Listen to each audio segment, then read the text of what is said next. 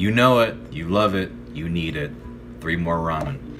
Our first ramen today is another Buldak Bokkeumyeon flavor. It's a very infamous spicy Korean ramen. This one is mala flavor, which apparently, I don't know what that is exactly, but apparently it has mala powder, which is some kind of Chinese spice powder that is so spicy it numbs your mouth, which sounds terrifying. I don't know if this is gonna do that, but I guess we'll just have to find out, shall we? All right, we got our ramen ready. It smells different than usual Buldak, so I'm very curious as to how this is gonna taste. Like, it definitely has, I don't know what's, I guess it's the mala powder, but the spices are definitely different.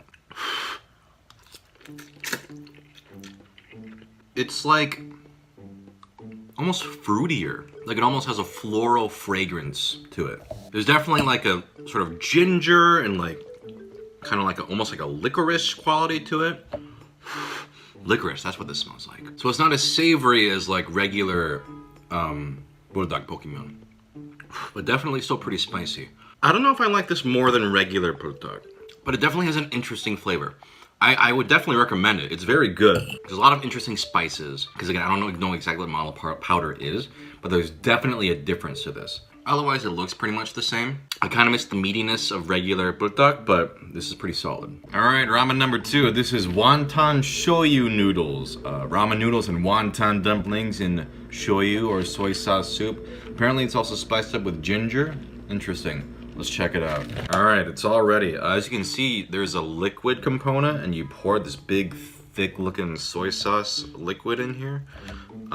So let's see how it turns out.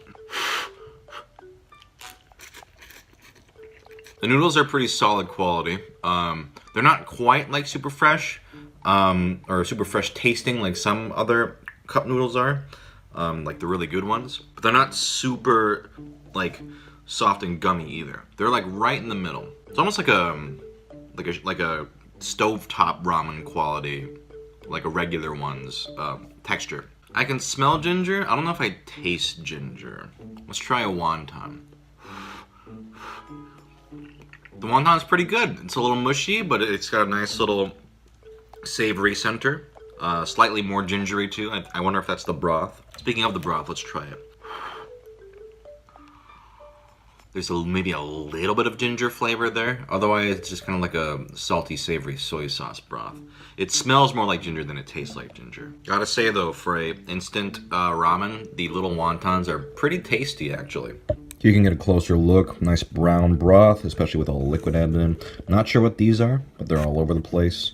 Otherwise, pretty simple. Is there a wonton in here I can show you? I think they're hiding. I think they're shy. Not the most complex of broths. Again, it's a little one note, but I mean, it's pretty solid. The noodles are pretty good, and the wontons are surprisingly good. I would recommend this one. Pretty good. And finally, here is a big pizza potato tomato cup noodle. This was sent to me by Critical Eats Japan. Check out their channel. They do Japanese food tasting stuff. This sounds fascinating. Pizza flavor with potatoes? I don't know if I've ever had a potato thing inside the cup noodle. So I'm very interested to see what this tastes like. I guess pizza, but we'll see how much like pizza it really tastes. Smells like a cafeteria pizza from high school.